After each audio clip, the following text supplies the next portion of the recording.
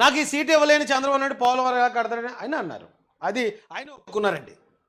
Triple గారే ఒప్పుకున్నారు. అవును, నేను చంద్రబాబు నాయుడు గారిని అన్నాను, పవన్ కళ్యాణ్ గారు డిఎస్పీ గారి విషయంలో కూడా అన్నాడు.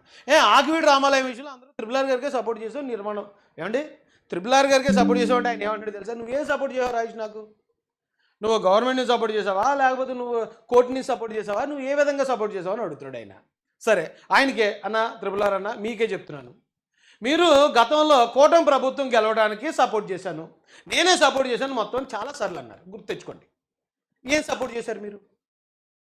గ్రామాల్లో తిరిగి ప్రచారం చేశారా, లేకపోతే కులాల్లో మతాలను ఏకం చేయడానికి పార్టీ మరి ఏం చేశారు మీరు అని నేను అడిగితే మీకు బాధ అనిపిస్తుంది కదా.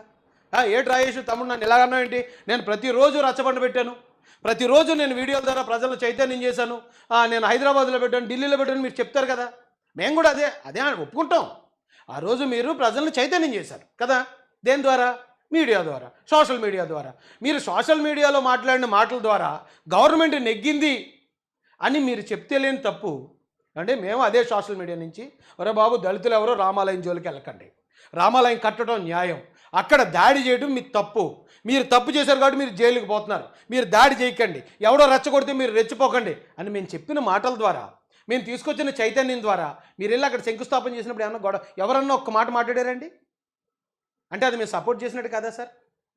మీరు చేసిన సపోర్టు ప్రభుత్వం గెలవడానికి అయినప్పుడు మేము చేసిన సపోర్టు అక్కడ రామాలయం నిర్మాణం కావదా అండి? అది నేను మిమ్మల్ని అంటే వినమ్రంగా అడిగే మాట్లాడి ఇవి. అది మేము రామాలయంకి చేసిన సపోర్ట్ అంటే అదే తప్ప అంతకుమించి నా దగ్గర ఏమైనా అధికారం ఉందా? లేకపోతే నేనేమైనా అక్కడికి వచ్చి ఏమైనా చేయగలనా సార్?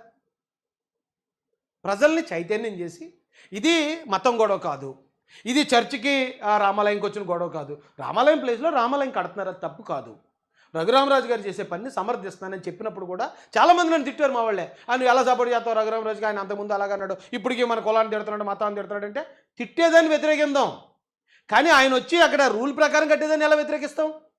అందుకే కదని చెప్పాను, అదొకటి చెప్పాను సార్. కుల మతాలను టార్గెట్ చేసి అంటే ప్రతిరోజు ఆయన అదే మాట్లాడుతున్నారని అన్నాను.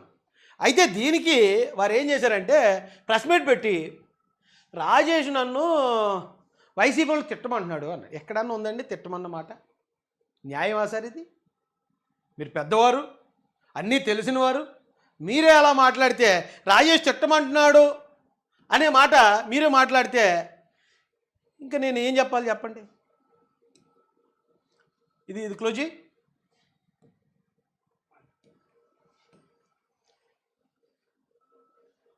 ఇప్పుడు వైసీపీలో ఉన్నప్పుడు అందరూ నాకు స్నేహంగా ఉండేవారు. ఆయన వైసీపీలో కూడా నన్ను ఎవరో ఒక ఇద్దరు పనికి మాట్లాడు ఆడెవడో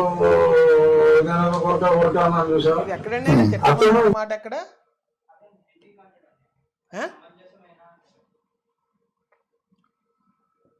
ఒకటి ఎవరో తప్ప అప్పుడు కూడా ఎప్పుడైనా సరే వైసీపీలో ఫైర్ పాయింట్స్ ఉండేవారు కదా. ఎవరో పేర్లు కానీ పొలాలు కానీ మరి నేను వైసీపీ వాళ్ళని తిడతలేదు అంటే మళ్ళీ ఎలక్షన్ వచ్చినప్పుడు కదా పలానా వ్యక్తి తేడాగా ఉన్నాడంటే ఆయన తేడాగా ఉన్నాడు బాబు అని అమలేసిన అవసరం వస్తుంది. ఎందుకన్నా నేను ఎమ్మెల్యేగా ఉపసభాపతి అని ఇక్కడ అంటున్నారు. తిట్టమని అన్నానా సార్ నేను? ఇప్పుడు మీరు అందరినీ సమానంగా చూస్తానంటున్నారు. నాకు జగన్ గారు సమానమే, జగన్ గారు చంద్రబాబు నాయుడు గారు సమానమే అని మీరు అంటున్నారు. కానీ నేనేమంటానంటే జగన్ గారు మిమ్మల్ని పోలీస్ స్టేషన్లో పెట్టి మీ కాళ్ళంతా ఆ రోజున మీ చాలా చక్కగా అందంగా ఉండే కాళ్ళు వాటిని కమిలేలాగా కొట్టించారు మిమ్మల్ని. కానీ అదే టైంలో చంద్రబాబు నాయుడు గారు రఘురామరాజు గారిని టార్చర్ చేసిన జగన్మోహన్ రెడ్డి మీద ఫైట్ చేశాడు. ఆయన ఎందుకు రఘురామరాజు గారిని ఎలా చేశారు మీరు అని చెప్పి ఆయన మీ తరపున చాలా గట్టిగా స్వరం వినిపించారండి. అలాగే మీకు ఎవరో జగన్మోహన్ రెడ్డి గారు ఇక్కడికి దిగనివ్వకపోతే రాష్ట్రంలోకి చంద్రబాబు నాయుడు గారు మిమ్మల్ని ఎమ్మెల్యే చేశారని మీరే చెప్పారు కదా, నాకు సీట్ ఇచ్చారు, నన్ను ఉపసభాపతి చేశారని. వీళ్ళిద్దరూ ఎలా సమానం అవుతారు సార్? అది నా ప్రశ్న. అయితే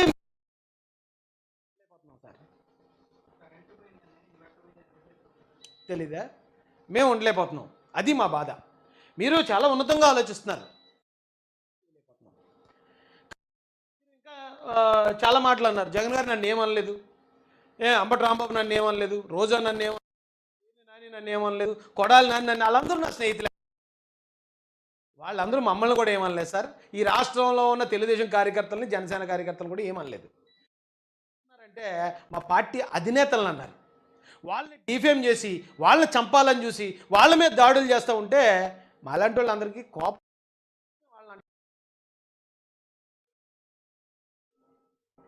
ఇది ఒకసారి మీరు ఆలోచించండి. తప్పట్లే, కానీ మీకు మాత్రం తెలియని కొన్ని విషయాలు ఉన్నాయి. మీరు ఈరోజు ఇది రాజ్యాంగంలో ఉన్నది ఎందుకు అమలు చేయరు? రాజ్యాంగంలో ఉన్నది అంటే మొన్నే ప్రొటెస్ట్ జరిగింది ఢిల్లీలో, మీకు తెలిసే ఉంటుంది. 2020-21లో బిల్లు చేశారు. ఆ బిల్లు పార్లమెంట్ చేసిందండి. మరి మీరు అక్కడ చెప్పారు సార్, పార్లమెంట్ చేసిన బిల్లుకి మీరు ఎందుకు ఒప్పుకోర్రా అని అక్కడికి వెళ్ళి అడిగారా? ఇక్కడ రాజ్యాంగం కానీ, చట్టాలు కానీ, ప్రధానమంత్రులు, మంత్రులు వీళ్ళందరూ కూడా ప్రజాభిష్టం మేరకు వాళ్ళు చేయాలి తప్పండి. వాళ్ళు చేశారు కాబట్టి ప్రజలు పాటించరండి. ఇది ప్రజాస్వామ్యం. రాచరికం అనుకోండి, మీరు అన్నట్టే రాజు ఏం చెప్తే చేయాలి ప్రజలు. కానీ ప్రజాస్వామ్యం అలా కాదు కదా. ప్రజలకి ఎక్కడైనా అన్యాయం జరిగితే తిరగబడతారు. అది అన్యాయం.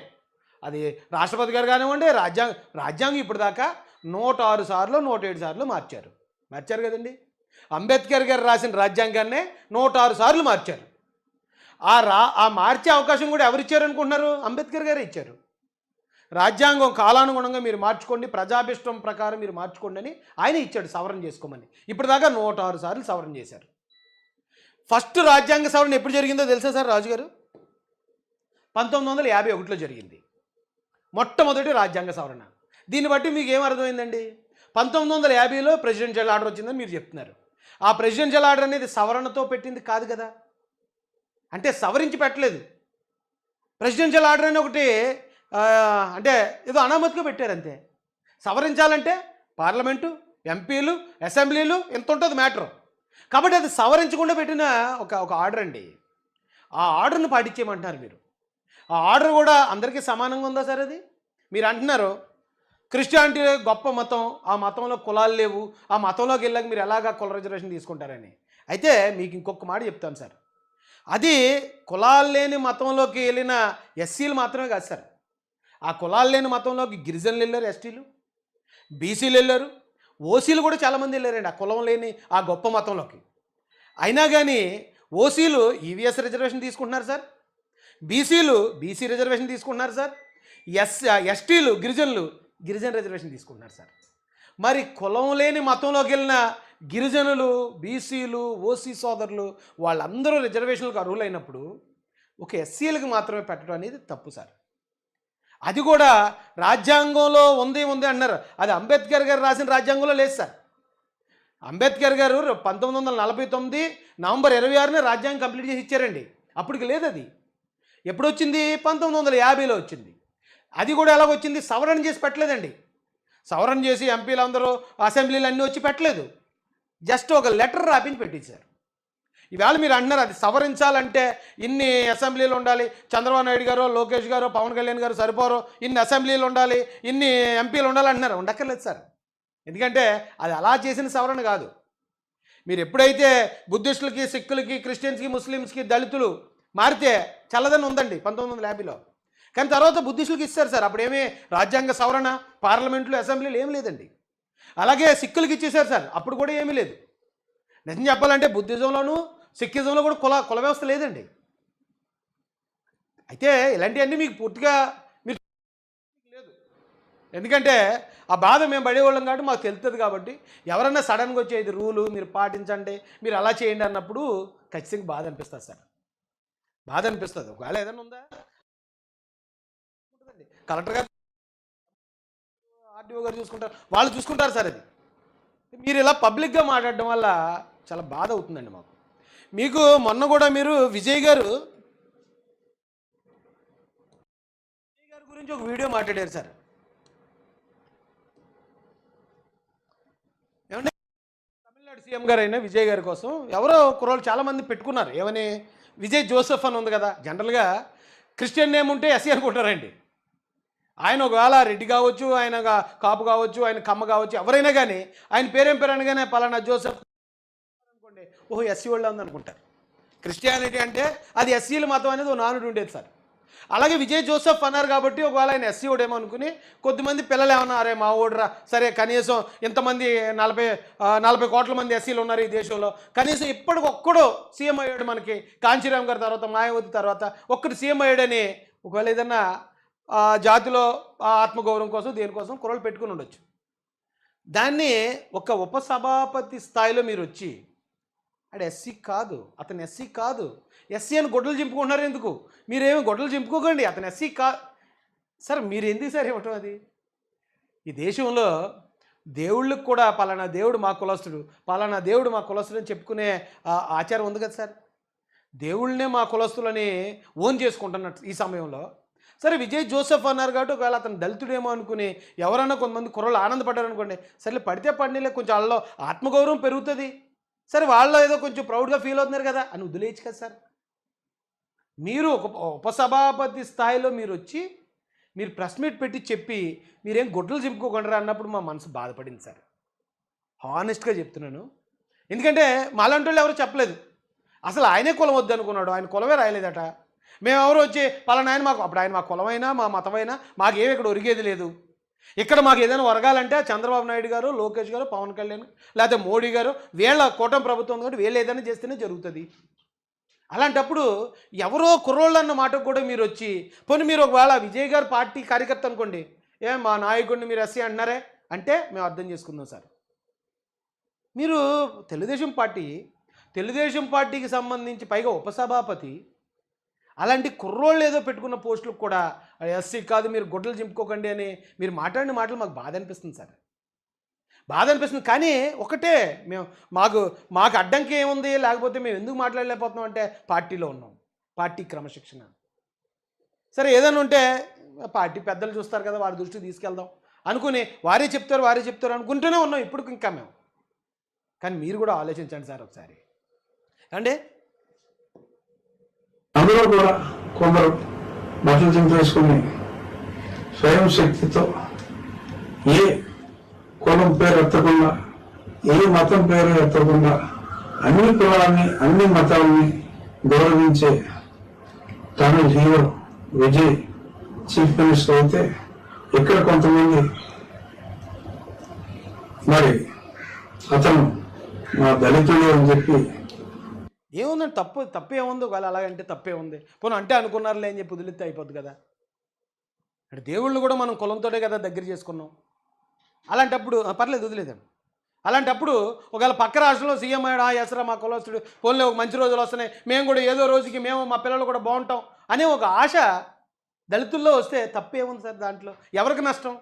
ఒకవేళ ఏమైనా నష్టం ఉంది, ఎవరైనా బాధపడాలంటే విజయ్ గారు బాధపడాలి. ఏమంటే నేను ఒకవేళ ఆయన దళితుడు కాకపోతే నేను దళితుడు కాకుండా నన్ను దళితుడు అంటారు ఏంటి, నేను అగ్రవర్ణానికి చెందిన నన్ను ఎందుకు కింద పడుతున్నారు, ఆయన బాధపడితే కొన్ని అర్థం ఉంది. మీకెందుకు సార్ అది? మీరు ఎందుకు ఇవ్వాలి ఎక్స్ప్లెనేషన్? మీరు ఎందుకు గొడ్డలు చెప్పుకుంటున్నారు అది ఇది అని చెప్పి ఇక్కడున్న ఎస్సీ పిల్లల్ని మీరు ఎందుకు అనాలి? మీకేముంది అందులో సంబంధం చెప్పండి.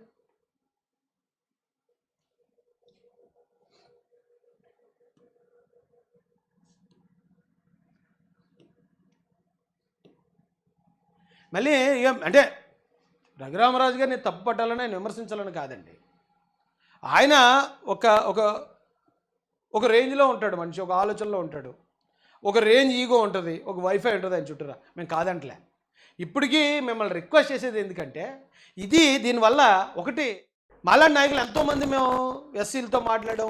చంద్రబాబు నాయుడు గారు వస్తేనే పవన్ కళ్యాణ్ గారు ఓటు వేద్దానులేండి పక్కన పెట్టడం.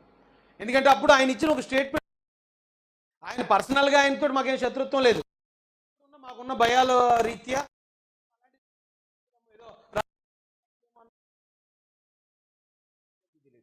లోకేష్ గారు ఖచ్చితంగా మనం వేయాలి, మనం గెలిపించుకోవాలని ఎంతోమందిని మార్చాము సార్ మేము. మీరు ఆ మంగళగిరిలో జరిగిన మాల సమ్మేళనం చూడండి, 30-40 వేల మంది వచ్చారు సార్ ఆ రోజు అక్కడికి.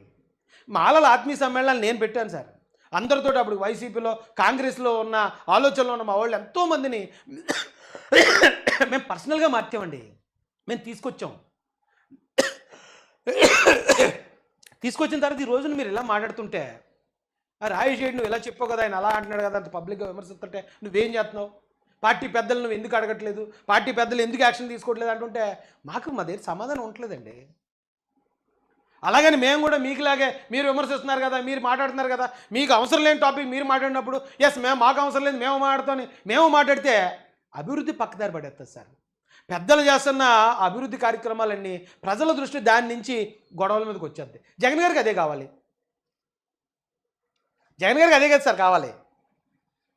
అదే ఆలోచించండి సార్, దయచేసి ఆలోచించండి. మీరు రామాలయం కడుతున్నారు కదా, కట్టండి. రామాలయం ఏమన్నా వద్దన్నామా? మీరు కేవలం ఎంత అండి, ఇది 4 సెంట్లు భూమి అంతే కదా. 4 సెంట్ల భూమి కోసం